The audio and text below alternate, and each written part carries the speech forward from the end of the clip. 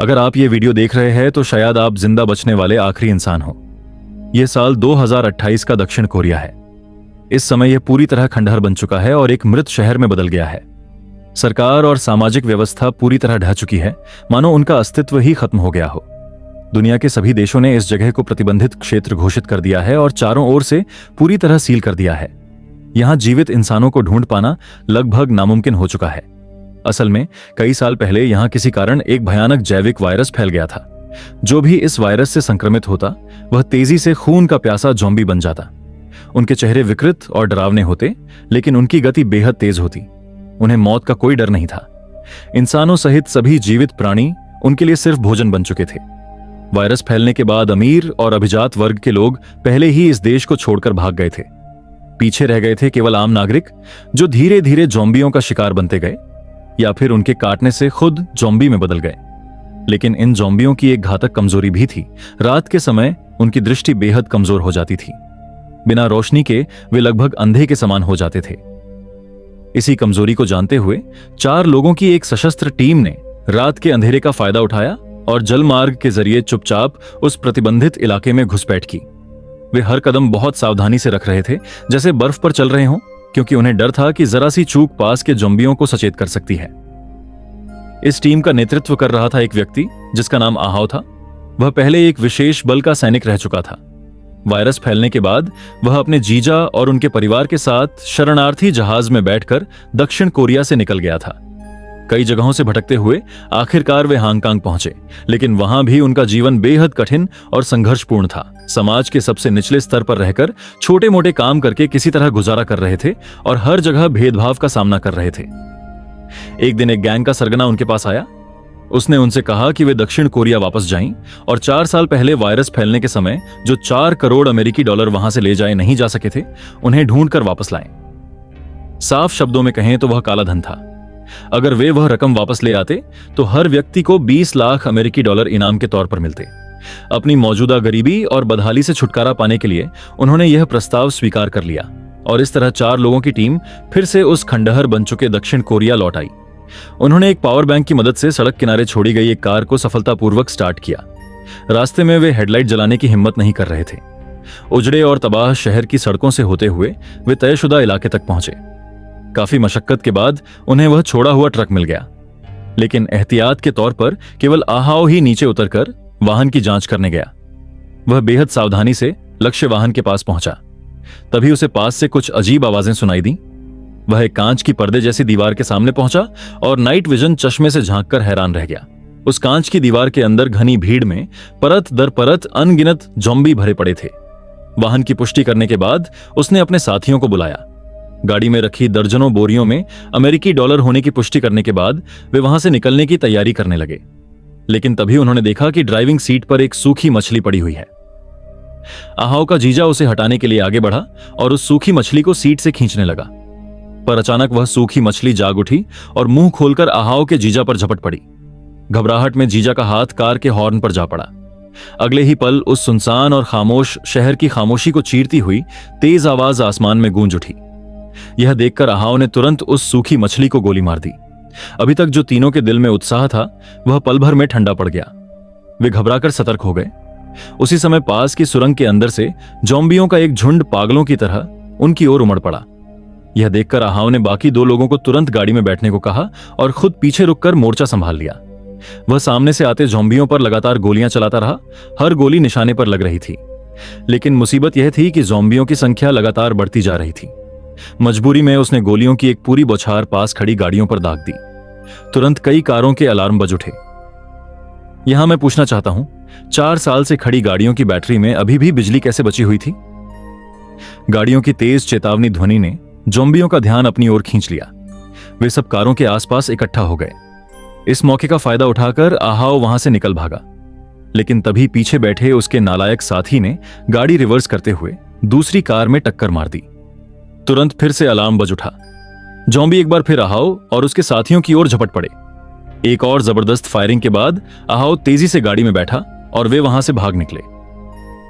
उनके पीछे अनगिनत ज़ॉम्बी उनका पीछा कर रहे थे। जब उन्हें लगा कि वे अब सुरक्षित हैं, तभी सड़क किनारे खड़ी एक गाड़ी से एक परछाई उभरी और उनकी ओर कई रोशनी वाली फ्लेयर गन दाग दी गई। जैसे ही वे फ्लेयर आसमान में उठकर उनकी गाड़ी के सामने आकर गिरी, आसपास मौजूद जॉम्बी आग की रोशनी देखकर तुरंत उग्र और पागल हो उठे। जॉम्बियों की बढ़ती संख्या को देखकर आहाओ और उसके साथी मजबूर होकर सीधा रास्ता तोड़कर निकलने लगे। लेकिन आगे चल रही गाड़ी चला रही महिला की ड्राइविंग बेहद खराब थी। उसकी गाड़ी फिसलकर पलट गई और सामने खड़ी गाड़ी से टकरा गई। पीछे आहाओ जिस ट्रक में बैठा था वह समय पर मुड़ नहीं पाया और उसी से जा टकराया, और सीट बेल्ट न लगाए होने के कारण आहाओ जोरदार झटके से उछलकर बाहर जा गिरा। भयानक टक्कर के बावजूद आहाओ ने दर्द को दांत भींचकर सहा।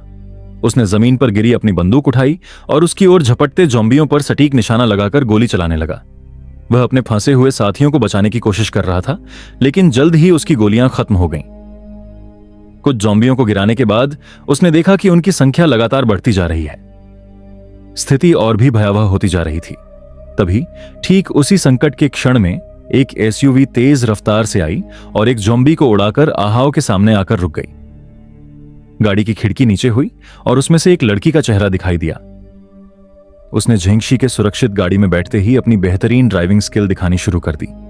तभी आहाओ ने देखा कि गाड़ी में एक छोटी बच्ची भी बैठी हुई है। सोचने का समय ही नहीं था। उसे समझ नहीं आ रहा था कुछ ही मिनटों में झेंगशी तेज झटकों की वजह से सिर टकराकर बेहोश हो गया। दूसरी ओर ट्रक के डिब्बे में छिपा जीजा डर से कांप रहा था। बाहर ज़ॉम्बी पूरे ट्रक को घेर कर खड़े थे। तभी अचानक तेज शोर वाला संगीत सुनाई दिया। एक गाड़ी जिस पर चमकती लाइटें और तेज म्यूजिक चल रहा था वहां से गुजरी और ट्रक के पास जमा सभी ज़ॉम्बियों का ध्यान अपनी ओर खींच लिया। जैसे ही वे सब उसके पीछे चले गए, खंडहरों में छिपी कई गाड़ियां अचानक स्टार्ट हो गईं। वे सीधे उस ट्रक के पास पहुंचे जिसमें 2 करोड़ अमेरिकी डॉलर भरे थे। तभी ड्राइवर केबिन का दरवाजा खुला और एक आदमी गाड़ी से कूदकर नीचे आया। उसे देखकर आसपास खड़े लोग डर के मारे पीछे हटने लगे। इसी समय गाड़ी से उनका सरगना उतरा। अपने आदमियों को इतना डरपोक देखकर वह खुद आगे बढ़ा। उसने उस आदमी के सिर को पकड़कर बार बार ट्रक के डिब्बे से दे मारा। जमीन पर दबाया गया वह आदमी रहम की भीख मांगता रहा, लेकिन इस प्रलय काल में जी रहे उन हैवानों ने उसे बेरहमी से मार डाला। सुबह होने वाली थी, लेकिन उन्होंने ट्रक के अंदर रखे सामान की जांच तक नहीं की और सीधे उसे अपने कैंप की ओर ले गए। दरअसल ये सभी लोग 631 नाम की एक टुकड़ी से जुड़े थे। वे पहले शरणार्थी शिविर की रक्षा करने वाली एक सैन्य इकाई थे। शुरू में सब अपने कर्तव्य के प्रति वफादार थे और बाहरी दुनिया से संपर्क कर बचाव की उम्मीद करते रहे, लेकिन कोई जवाब नहीं मिला। 4 साल तक इस प्रलय जैसी दुनिया में जीवित रहने के बाद यहां के लोग पूरी तरह पागल हो चुके थे। वे हत्या, लूटपाट और आगजनी जैसे हर अत्याचार में लिप्त हो गए थे। उन्हें ट्रक में छिपा जीजा मिल गया। वे उसे घसीटकर नीचे ले आए। उसकी कोई सफाई सुने बिना ही उसे अखाड़े में ले जाकर खेल शुरू करने की तैयारी करने लगे। इसी बीच सामान की जांच करने के लिए आया एक लंगड़ा आदमी ट्रक के डिब्बे तक पहुंचा। उसने देखा कि बोरियों में पैसे नहीं बल्कि सुंदर महिलाओं के बड़े बड़े पोस्टर भरे हुए थे। वह विकृत मानसिकता वाला आदमी पोस्टर पर बनी तस्वीर को चूमने लगा और फिर उस लंगड़े आदमी को कि इन 2 बच्चों के साथ आगे क्या समस्या खड़ी हो सकती है। वह बंदूक मुंह में डालकर ट्रिगर दबाकर आत्महत्या करने ही वाला था कि तभी दरवाजे पर अचानक दस्तक हुई। एक लंगड़ा आदमी अंदर आया और उसने बताया कि इस बार हुआंग झोंग बाहर से एक ट्रक लूट कर लाया है। लेकिन अजीब बात यह है कि ट्रक में कोई उपयोगी सामान नहीं था, सिर्फ ढेर सारी बेकार अमेरिकी डॉलर की गड्डियां थीं। यह सुनकर शू दावीद ने लंगड़े को उसे वहां ले चलने को कहा। जब उसने ट्रक का डिब्बा खुलवाया तो सचमुच अंदर नोटों से भरा हुआ था। उसने थोड़ा और तलाशा तो उसे एक मोबाइल फोन मिला और तभी वह फोन बज उठा। फोन पर आवाज आई, हेलो तुम कहां हो, क्या चल रहा है? हेलो तुम कौन हो, आखिर तुम हो कौन? पैसे कहां हैं? मुझे फर्क नहीं पड़ता तुम कौन हो, बस पैसे लेकर आओ। शर्तें वही हैं जो उन लोगों के साथ थीं जिन्हें हमने तुम्हारे पास भेजा था। जो भी पैसे बाहर ले आएगा उसे आधी रकम मिलेगी। ठीक है, क्या तुम कह रहे हो कि हम यहां से निकल सकते हैं? हम तुम्हारे बंदरगाह पर इंतजार कर रहे हैं। जब वहां पहुंचो तो मुझे कॉल करना। यह बहुत आसान है। आसान मैं जा सकता हूं, मैं यहां से जा सकता हूं। उधर जेंगशी होश में आया तो उसने देखा कि एक बूढ़ा आदमी उसे घसीट कर ले जा रहा है। वह डरकर तुरंत कोने में छिप गया।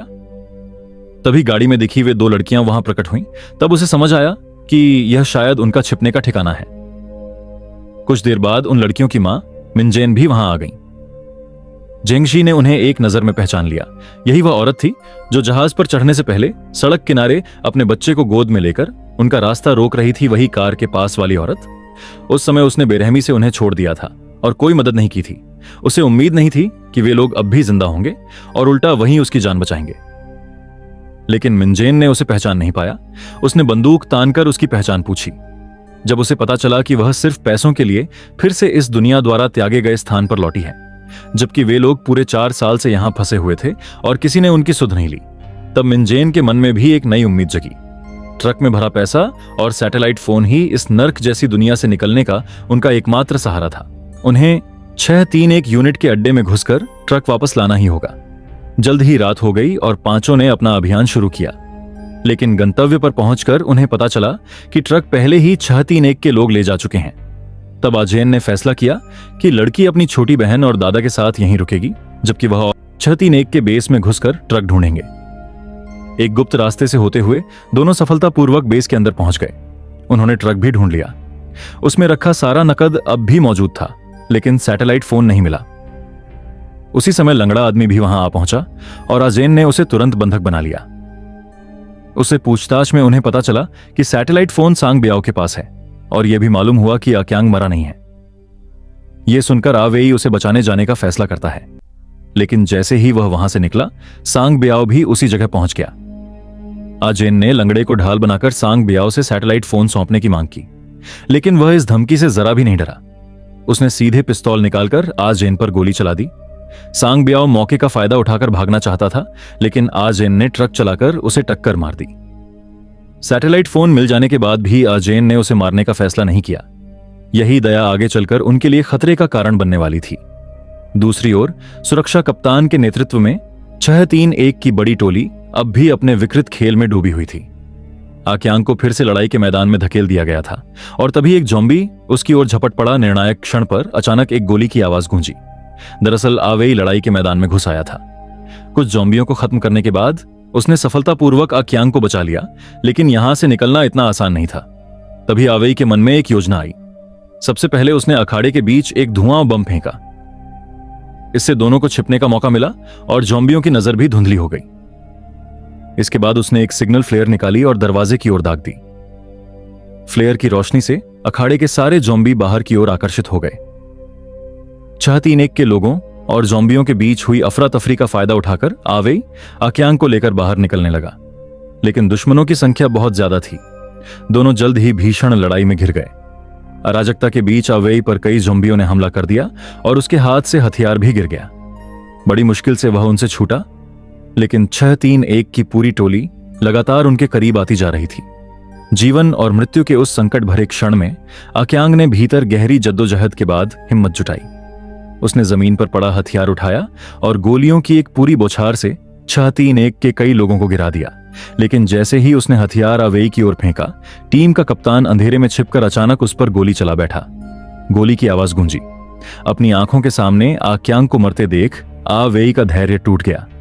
वह पागलों की तरह सामने निकल आया और 631 के लोगों से सीधा भिड़ गया। उसी समय कप्तान फिर से छिपकर हमला करने की तैयारी कर रहा था। तभी आजेन ट्रक लेकर समय पर वहां पहुंच गई और उसने आवेई को बचा लिया। दोनों ने सीधे ट्रक से कैंप का बड़ा दरवाजा तोड़ दिया और बाहर की ओर भाग निकले। लेकिन अभी अभी हुई गोलीबारी ने आसपास के ज़ॉम्बियों को भी आकर्षित कर लिया था। ट्रक कुछ ही दूर गया था कि झुंड के झुंड ज़ॉम्बियों ने उसे घेर लिया और रास्ता रोक दिया। दोनों को मजबूर होकर जान की बाजी लगाकर मुकाबला करना पड़ा, लेकिन ज़ॉम्बियों की संख्या बेहद अधिक थी। उसी निर्णायक क्षण में अचानक एक तेज रोशनी उनकी ओर पड़ी। दरअसल बड़ी बेटी उन्हें बचाने के लिए आ पहुंची थी। ज़ॉम्बी सब उस तेज हेडलाइट की रोशनी की ओर आकर्षित हो गए और लड़की ने एक परफेक्ट रिवर्स लेकर दोनों के लिए रास्ता खोल दिया। आजेन ने मौका देखते ही एक्सेलरेटर पूरी तरह दबाया और ट्रक तेजी से आगे बढ़ा दिया। दादा ने भी लड़की का साथ देते हुए आतिशबाजी जलाई और उसे दूसरी गली की ओर दाग दिया। इस तरह वे सफलतापूर्वक ज़ॉम्बियों का ध्यान भटका पाए और उन्हें दूसरी दिशा में मोड़ दिया। आखिरकार वे लोग एक और खतरे से बच निकले।